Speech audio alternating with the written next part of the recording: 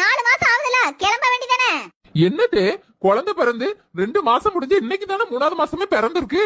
ஆமா, 3க்கும் 4க்கும் ரொம்ப வித்தியாசம் பாரு. ஏத்தே குழந்தைக்கு ரொம்ப காய்ச்சல் அடிக்குது தே. ஒரு 10 நாள் கழிச்சு கண்டிப்பா நான் வந்துருவேன் தே.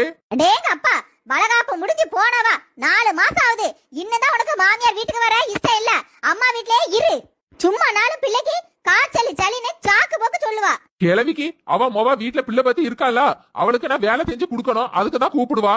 சரி எதுக்குடி மூஞ்ச 7 முழத்துக்கு தூக்கி வச்சிட்டு இருக்கா? அம்மா, பிள்ளை பிறந்து 5 மாசம் ஆச்சுலாமா.